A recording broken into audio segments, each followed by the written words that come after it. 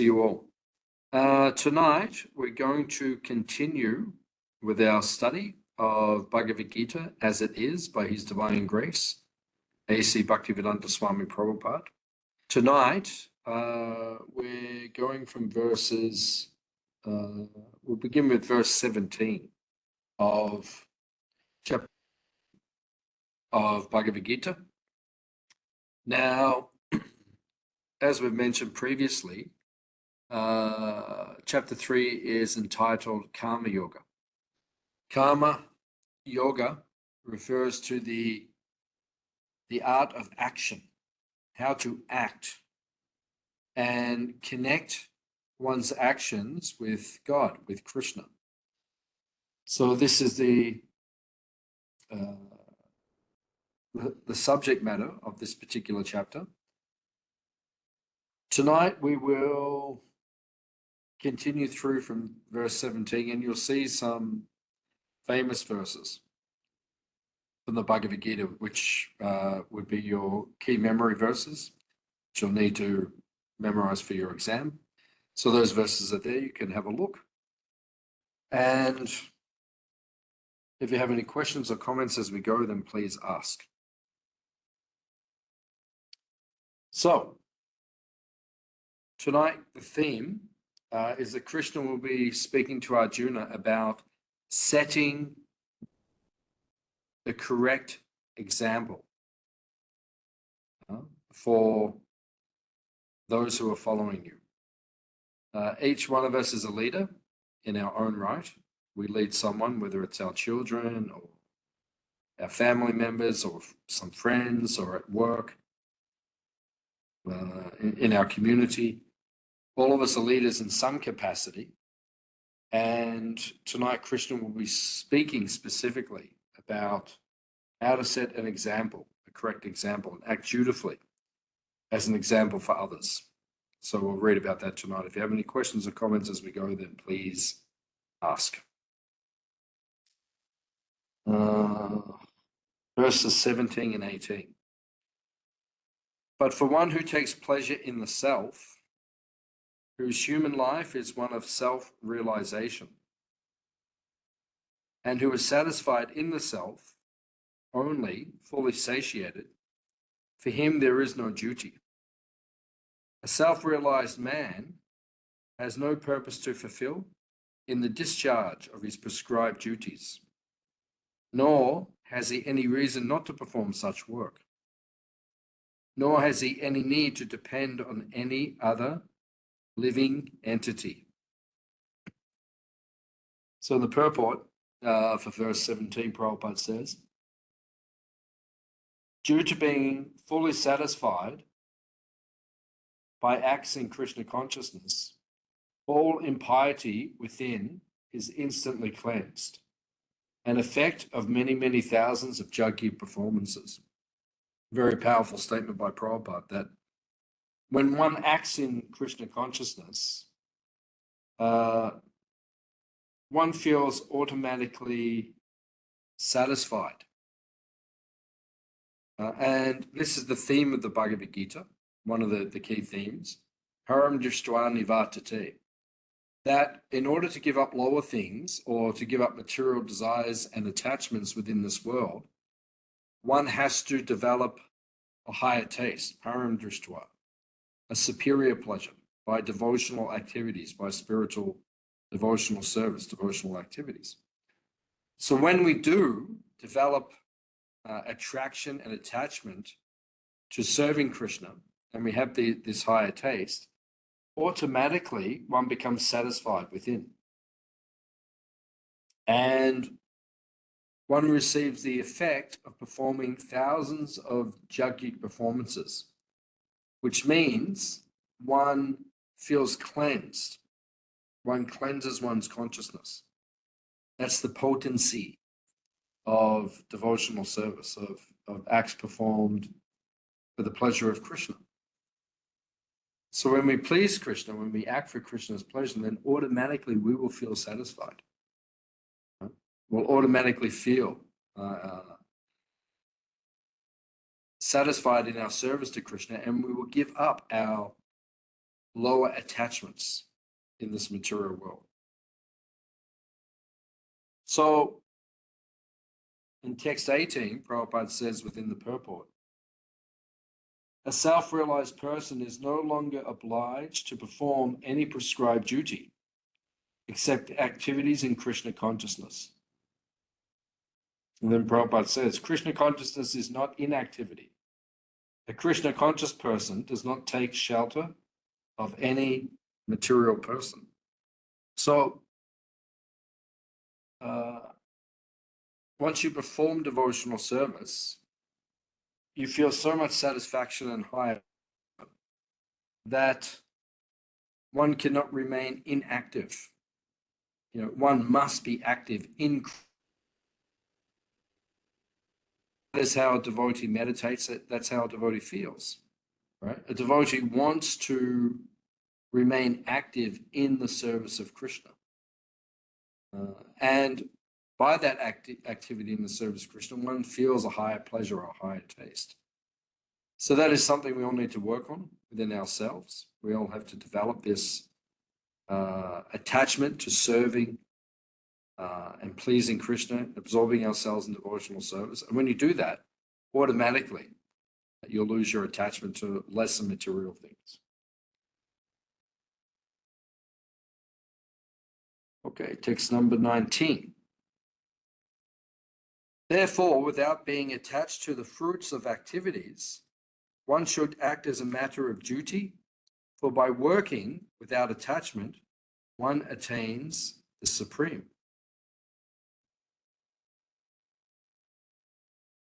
Prabhupada says in the purport, in the first paragraph, that a person acting for Krishna under proper guidance and without attachment to the result of the work is certainly making progress towards the supreme goal of life. This is perfect action of the highest degree, recommended by Krishna. This is the highest type of activity. The highest type of activity is to act for the pleasure of Krishna. When one acts for the pleasure of Krishna, one no longer has obligation to this material world. Factually speaking, that is what sannyas is about, the fourth order of the social system, right? When one becomes a sannyasi, when one enters onto that platform of sannyas, then at that point, one has no material obligation. Of course, if we're not quite on that platform, we still have some material obligation. We're still materially obliged to some degree. But for one who is fully surrendered to Krishna, on the platform of sannyas, he has no material obligation. One can just fully surrender to Krishna. Prabhupada further says, in the second paragraph of the purport, action in Krishna consciousness is transcendental to the reactions of good or evil work. A Krishna conscious person has no attachment for the result, but acts on behalf of Krishna alone.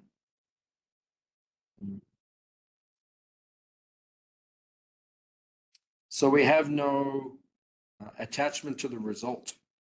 This is a symptom, a sign of one advancing in Krishna consciousness. When you become advanced in Krishna consciousness, then you have no attachment to the result. In other words, you only do your service for one reason. Sometimes even in our service, we see devotees have motivation, right? Sometimes we hear devotees say, if we do this service, we will become purified. We'll become cleansed. Even that, when you think like that, that is, you're still meditating on the benefit you will receive, right? Which is not the highest level of consciousness, right? It's good, but it's not the highest level of consciousness that one can have while doing service for Krishna. A higher level of consciousness is you just act without attachment to the result. In other words, you're just doing the service for the pleasure of the Vaishnavas, for the pleasure of Krishna. You're not doing it because you want to receive something in return. That's a material conception. Material conception is I'm doing it because I want to receive something. I want to make advancement or progress. But when you're truly in the mood of wanting to please and serve Krishna, you're not interested in your own satisfaction, but rather you just want to give pleasure to Krishna. You just want to serve on behalf of him. This is an actual higher mentality. So we should think like that. That I want to just serve. I don't want something in return. I don't want material benedictions. I don't even want spiritual benedictions necessarily, but I just want to please and serve Krishna and the Vaishnavas. Text number 20.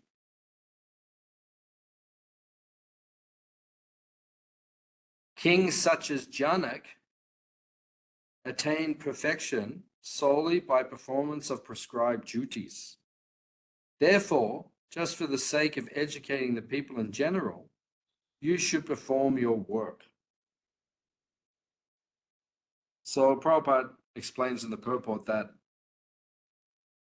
self-realized souls have no obligation to perform the prescribed duties in the Vedas. Nonetheless, they perform all prescribed activities just to set examples for the people in general.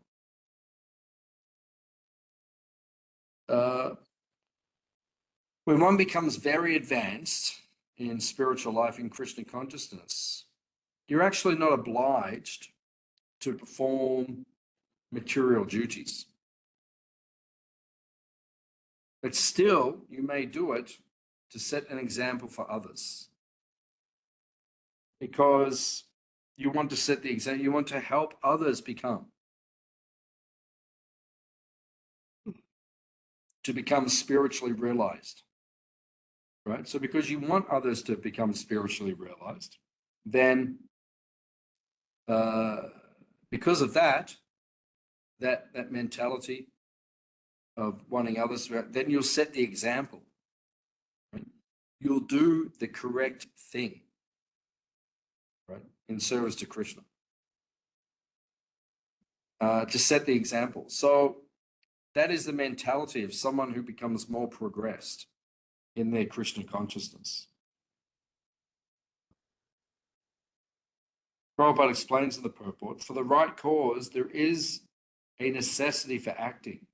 Experienced persons in Krishna consciousness can act in such a way that others will follow. So we act to set the example. We want to set a proper example for others, right? And that's duty. That's why this section, we're hearing about the necessity of doing one's duty. So sometimes we have to do our duty. Sometimes we don't want to act in a particular way, but we're duty bound to act in that way.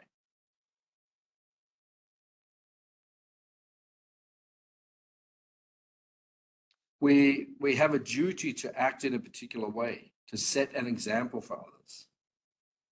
Right? And that's why it is important to understand one's obligation. Just like if someone has children, you have to act properly to set the example for your children. Right? That is your duty. So similarly, as a devotee, as a guru, as a devotee, you have to set the example for others. You have to act properly. Text 21. This is a famous verse from the Bhagavad Gita. Whatever action a great man performs, common men follow. And whatever standards he sets by exemplary acts, all the world pursues.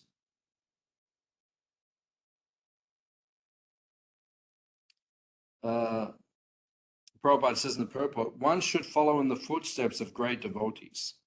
And that is the way of progress on the path of spiritual realization. So Prabhupada himself was a great devotee, a great Vaishnava. He set an example. He set an example. He showed us by his example how we should act in Krishna consciousness. Because he understood that if he acted in a particular way, then others would become. So we also have to act in that way so that others will become inspired. That's what it means to be a devotee, to be a leader in Krishna consciousness. One has to set the example for others. So Prabhupada says in the purport, Lord Chaitanya said that a teacher should behave properly before he begins teaching. So this is called sadachar. There is achar and prachar. Prachar means what we speak. Achar means how we act. That's where we get the word acharya. Acharya means one who teaches by example. Teaches us how to please and serve Krishna. How do we please and serve Krishna? That's what the Acharya will teach. Right? What is the proper methodology? What are the proper actions? How to serve Krishna? That's why in the beginning of the 64 items of devotional service discussed by Rupa Goswami in the Nectar of Devotion, the Bhakti Rasamrita Sindhu, he says, Ado Guru Padashraya, because unless you have a guru, unless you have senior Vaishnavas to teach you how to serve Krishna, you won't know what to do. You won't know what is the proper methodology, how to please Krishna. You need to be taught by others who set the example. So as Prabhupada is pointing out, we need to have these authorities who can teach us, right, how to serve Krishna properly. So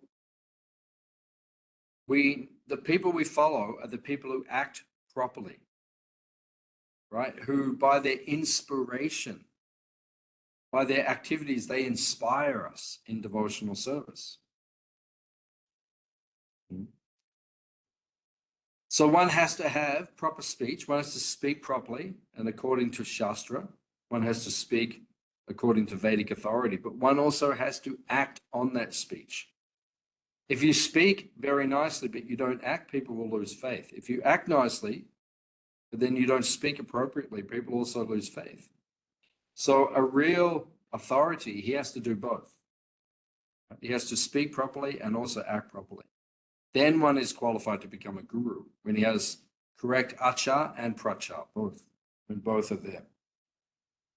Prabhupada says in the purport, the revealed scriptures are considered to be the standard books followed by human society. Thus, the leaders' teaching should be based on the principles of such standard shastras. So we have this three-way checking point in Krishna consciousness: Guru, Sadhu, and Shastra. Right? The Guru has to act according to the instructions of the Shastra and the Sadhus. Then he's qualified to be a Guru. The Sadhu must be following Guru and acting according to Shastra. And the Shastra, everything written in the Shastra has to be authorized by Guru and Vaishnava, by the Sadhus. So in this way, this is the checking system which is given. So we have to make sure that the Guru, our authorities, are following the teachings properly. They don't speculate. They don't deviate from the teachings of the scriptures. That is the authority. That's how they become an authority. Prabhupada says also in the purport, the king, the father, and the school teacher are considered to be natural leaders of the innocent people in general. All such natural leaders have a great responsibility to their dependents. Therefore, they must be conversant with standard books of moral and spiritual codes.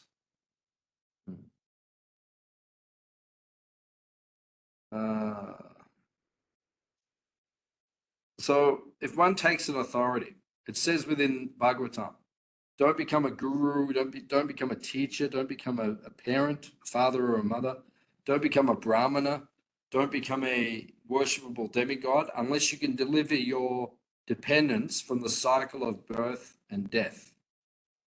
Right? It's a very important point. We have to liberate our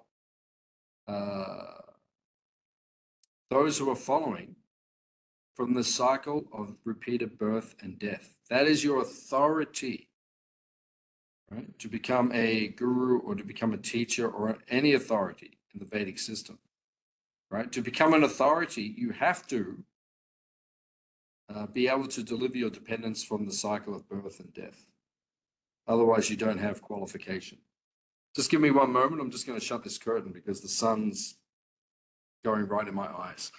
I'll just be 1 second.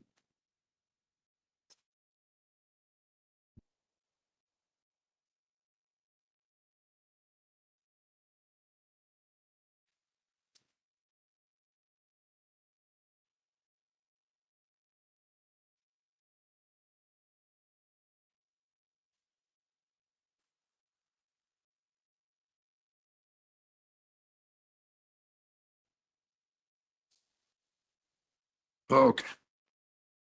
Ooh. Still hitting me in the eye a little bit. But the sun will move gradually. Okay. So, text number 22. O son of Prita, there is no work prescribed for me within all the 3 planetary systems, nor am I in want of anything, nor have I a need to obtain anything, and yet I am engaged in prescribed duties. So Krishna is now giving himself as an example. Prabhupada says in the purport that since everything is in full opulence in Krishna and is existing in full truth, there is no duty for Krishna to perform. And yet Krishna is engaged in duty. Although he is above all the regulations in the revealed scriptures, he does not do anything that violates the revealed scriptures. So this is an important point. That Krishna has no obligation to follow the rules of the scriptures, because the rules that are given within the scriptures for humanity are to liberate and purify humanity and to bring them to the spiritual platform. However, Krishna, being God, the Supreme Person, he doesn't have to follow any of the rules and regulations because he is already liberated. He is already adhokshaja. Adhokshaja means he is transcendental or above the effects of the material energy. So there's no need for him to follow everything, but still to set an example for us, he follows. So that means that we should also follow to set an example for others. We have a duty, we have an obligation to follow everything nicely in the revealed scriptures so that other people can become inspired and they will follow the right example themselves. So we all have that obligation. Even Krishna himself, just like you see in the pastimes of Krishna and in the pastimes of Sri Chaitanya Mahaprabhu. In Krishna's pastimes, Krishna, he accepts a guru. Sandipani Muni, right, is his guru, right? So he follows. Now, why does the Supreme Personality of Godhead himself need a guru? He doesn't, but he sets an example for us. Similarly, Sri Chaitanya Mahaprabhu accepts Ishwara Puri as his guru. Why? To set the example. That is what we need to do. Right? He is not obligated. We are obligated. But he sets the example. Yad yada chariti shrestha, to show whatever action a great person performs, common people will follow. So God himself, the Supreme Personality, when he comes to the material world, he sets the example to show us what we should also do.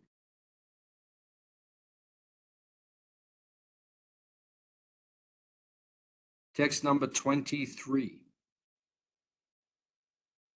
For if I ever failed to engage in carefully performing prescribed duties or pata, certainly all men would follow my path.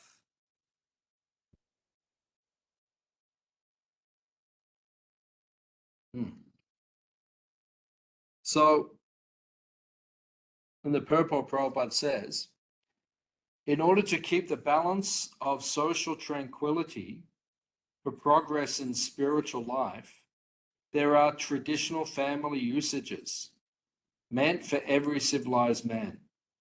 Although such rules are for conditioned souls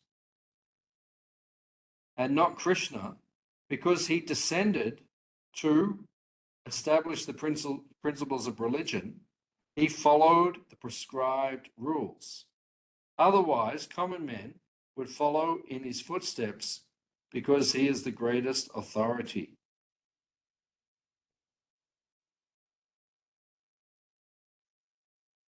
So this is the example that Krishna himself is setting, right? I am the authority. I'm the Supreme Personality of Godhead. I've come to this world, and now I must follow, right, the teachings of the Shastra, the teachings of the scripture. Otherwise, other people will neglect. Right? In the Bhagavatam, it describes that in Kali Yuga, the people in Kali Yuga are lazy by nature. People are lazy. So any excuse they have to not follow something, they will accept that. Any opportunity that they have not to follow things properly in spiritual life, they will do it. So therefore, Krishna says that I set the example for them so that they will not have an excuse. They can say, well, Krishna did it, Sri Chaitanya Mahaprabhu did it, Prabhupada did it, all these great personalities did it, the previous acharyas, the Goswamis, I should also do it. Right? And that's why we need living gurus. That's why we need living acharyas who can set the example for us and show us the correct path of bhakti, of devotional service, how we should act in this material world.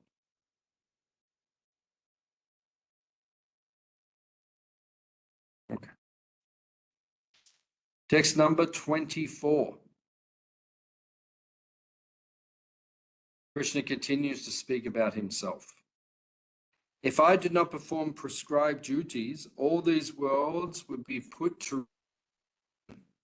I would be the cause of creating unwanted population, and I would thereby destroy the peace of all living beings. So Prabhupada says in the purport that it is best that one not try to imitate the Ishwaras or those who can actually control the movements of the sun and moon, but simply follow their instructions. Those who want to imitate their acts are calling death very near.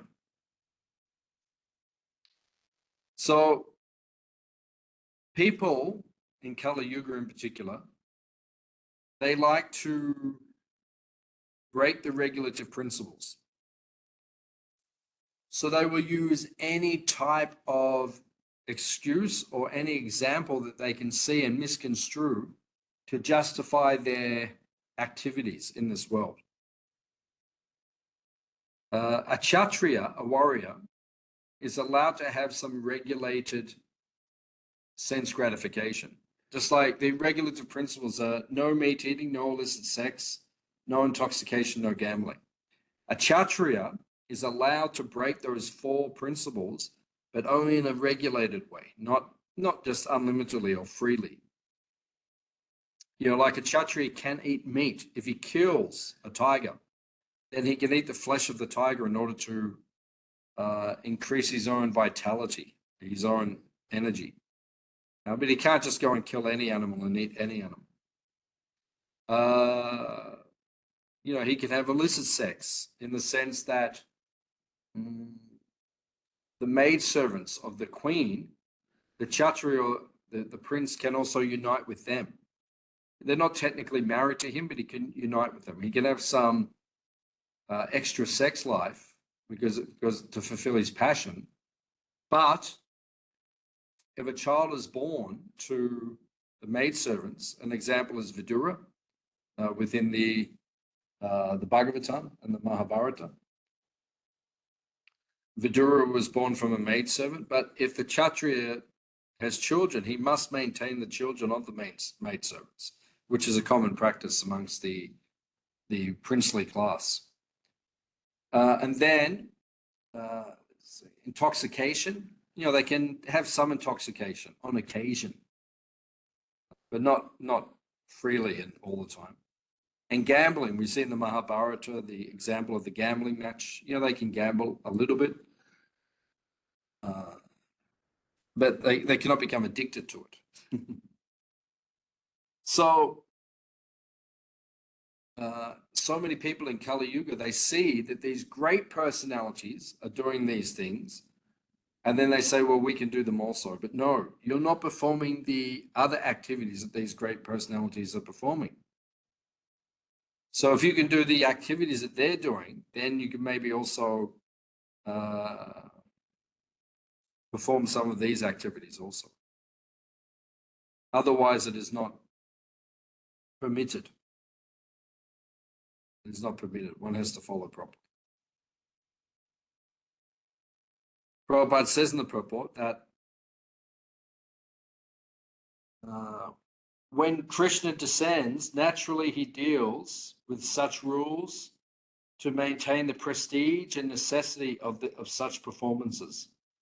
The Lord is the father of all living entities. And if the living entities are misguided, indirectly the responsibility goes to the Lord. Therefore, whenever there is a disregard of regulative principles, the Lord himself descends and corrects the society. Krishna says in the 4th chapter, which will be the next chapter, Krishna says, he appears whenever there is a decline in religious principles. And people say, well, right now there is a decline in the religious principles. That's why Chaitanya Mahaprabhu advented so recently in Kali Yuga to correct the improprieties. And Lord Chaitanya, he appeared to rectify things, and he also sends the holy name in Kali Yuga. Kali Kali Nama Rupe Krishna Avatar, the incarnation of Krishna.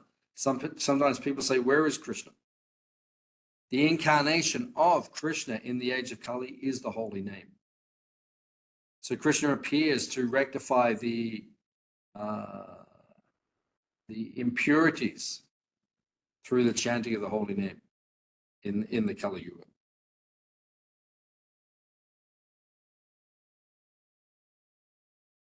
Text number 25. As the ignorant perform their duties with attachment to results, the learned must similarly act, but without attachment for the sake of leading people on the right path. So Prabhupada says in the purport that the Krishna conscious person is required to show the people how to act and how to engage the results of action for the purpose of Krishna consciousness. So this is the theme of this section, right? We must do our duty. We must act properly on behalf of Krishna, set the example, right? So that others will stay on the right path. If we don't set the example properly, others will deviate, right? People in Kali Yuga find it very difficult to follow the regulative principles. They find it difficult to chant rounds a day. They find it difficult to perform devotional activities. So we have to set the example so they become inspired, so they can also become inspired to follow. Okay, so now text number 26. Krishna will, in this next section, Krishna will speak about how we should perform our duty without attachment, to set an example for others. Text number 26. So as not to disrupt the minds of ignorant people attached to the fruitive results of prescribed duties, a learned person should not induce them to stop work. Rather, working in the spirit of devotion, he should engage them in all sorts of activities for the gradual development of Krishna consciousness. So Prabhupada says in the purport that a self-realized soul in Krishna consciousness should not disturb others in their activities or understanding, but he should act by showing them the results of all work, by showing them how the results of all work can be dedicated to the service of Krishna. So spiritual life doesn't mean giving things up unnecessarily. That's not spiritual life. Spiritual life doesn't mean you just stop activities or you just stop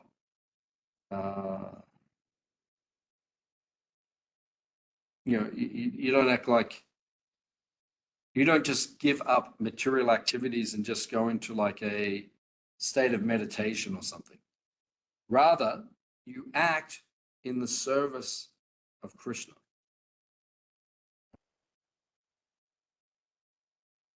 Prabhupada says in the purport, all rituals, all sacrifices, everything in the Vedas, including all direction for material activities, are meant for understanding Krishna, who is the ultimate goal of life. But because the conditioned souls do not know anything beyond sense gratification, they study the Vedas to that end. But through fruitive activities and sense gratification, regulated by the Vedic rituals, one is gradually elevated to Krishna consciousness.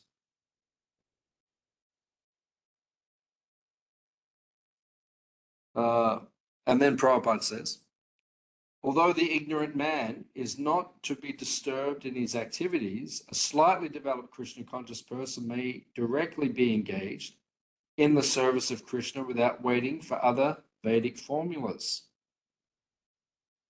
So those who are too attached to the material energy, we don't disturb them, but we try to give them opportunities to engage in Krishna service. So we distribute prasadam, we distribute the holy name, we distribute Prabhupada's books, right? Because most people, they're not qualified to take to devotional service at this point in time. So what do? In order to help them, because they're not qualified to take to devotional service at this point, We give them opportunities to perform agyata sukriti, unknown devotional activities, to gradually purify and elevate them so that they can take to devotional service in the future. So we don't disturb their minds, but we just try to add Krishna into their lives in order to attract them to Krishna. Text number 27. The spirit soul, bewildered by the influence of false ego, thinks himself the doer of activities that are in actuality carried out by the three modes of material nature. There's another famous verse from the Bhagavad Gita. Prabhupada says in the purport, a person in false ego does not know that this gross and subtle body is the creation of material nature. Under the order of Krishna, and as such, his bodily and mental activities should be engaged in the service of Krishna, in Krishna consciousness. So most people are so much bewildered. Vimuta. Vimuta means ass-like, very dull. Most people are so absorbed in their ego and understanding that they are the body, very difficult for them to understand spiritual life and take to devotional service. So we need, as devotees, we need to encourage people to take to devotional service, to take to spiritual life. Because most people are too bewildered. It's not easy for them. So it is not easy for people. So we just have to encourage them to take to spiritual life. Because so many people are just bewildered by their egos in this world. So many people are influenced by the modes of material nature that if you, just like it says, if you hit a snake, the snake will attack you. So in spiritual life, we're careful how we present Krishna consciousness. We don't want to disturb people's minds so that they become ignorant and attacking. Rather, we just want to encourage people to take to the platform or to the process of devotional service.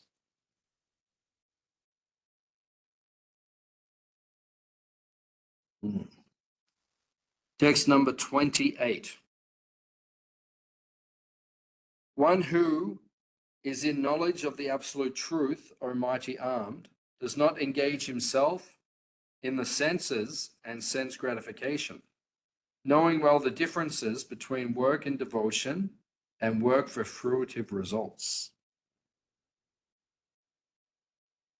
So the purport, Prabhupada says, the knower of the absolute truth is convinced of his awkward position in material association.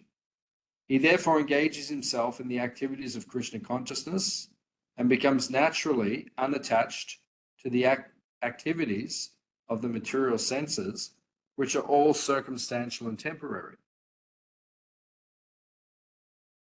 So, first of all, as Prabhupada says here, we have to become convinced of our awkward situation in the material association. We have to understand that there is no happiness in this material world. We have to develop a healthy pessimism for this material energy. We understand this material energy can't make us happy. It can't fully satisfy us. So a devotee develops a healthy pessimism.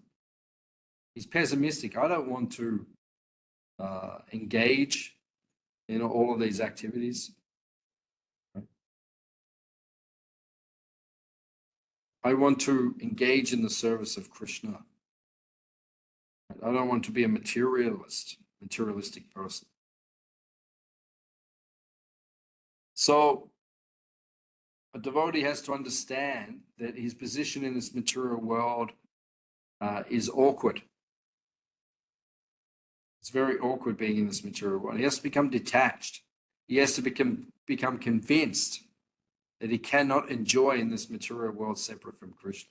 Then you can actually advance properly in your Krishna consciousness.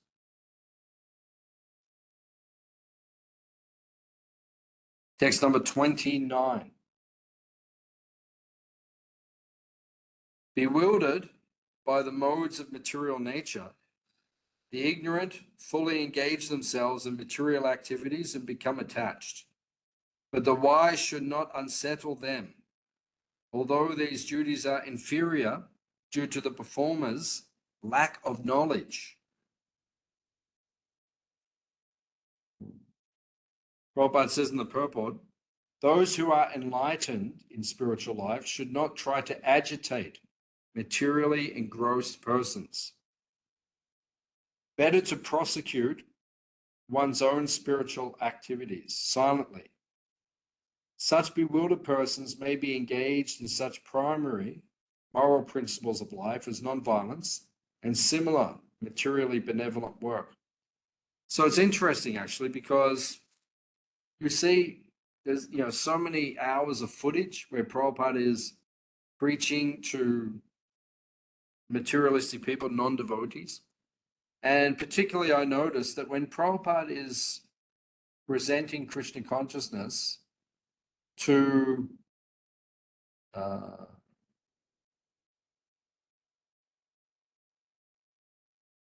when Prabhupada is presenting Krishna consciousness to Christian people, to priests and people following the Christian faith, what Prabhupada would emphasize is that they should become vegetarian.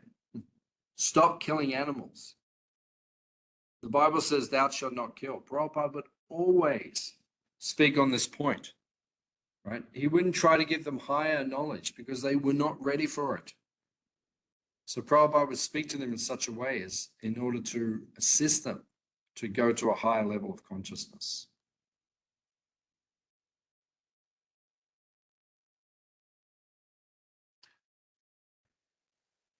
Text number 30, or actually I'll read from the purport of text 29. Prabhupada says, the devotees are more kind than the Lord because they understand the purpose of the Lord. Consequently, they undertake all kinds of risks, even to the point of approaching ignorant men to try to engage them in the acts of Krishna consciousness, which are absolutely necessary for the human being. So devotees, they take all kinds of risks to bring people to Krishna, because so many people are suffering and they're lacking Krishna consciousness in their life. So a devotee tries to reach out and assist them to become Krishna conscious. Text number 30. Therefore, O Arjuna, surrendering all your works unto me, with full knowledge of me, without desires for profit, and with no claims to proprietorship, and free from lethargy, fight. Very beautiful instruction by Krishna. In the purport, Prabhupada says, one has to sacrifice everything for the goodwill of Krishna and at the same time discharge prescribed duties without claiming proprietorship. We do not have to consider the order of the Lord. We have only to execute his order.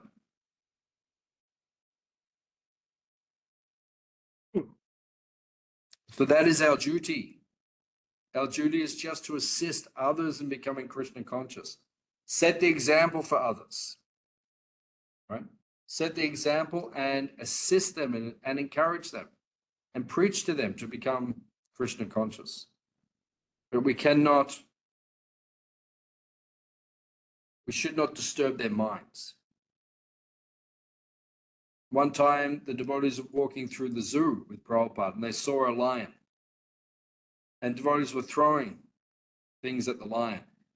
Prabhupada said, do not disturb him. Right? In a similar way, when we're dealing with the non-devotees, don't disturb them, but help them become Krishna conscious.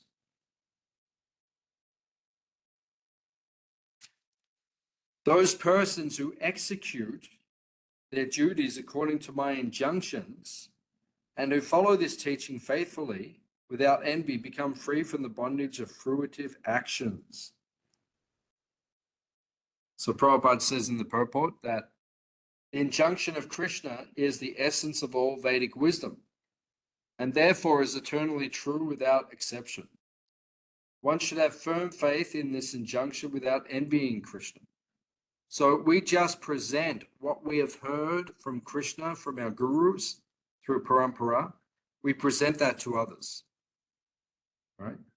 We have to become expert in our presentation. Don't disturb others' minds, but just try to give them as much as they in order to elevate them. And the final verse for tonight, text number 32. But those who out of envy disregard these teachings and do not follow them are to be considered bereft of all knowledge, befooled and ruined in their endeavors for perfection.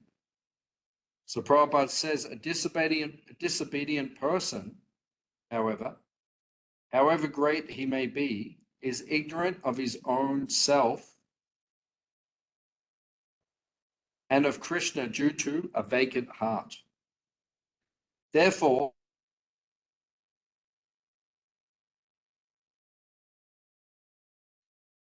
so for people on this platform,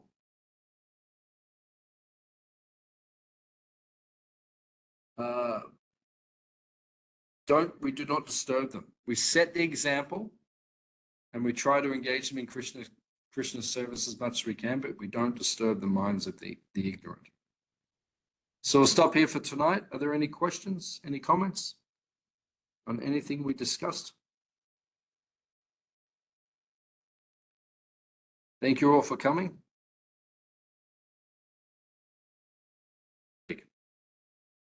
Srila Prabhupada Ki Jai.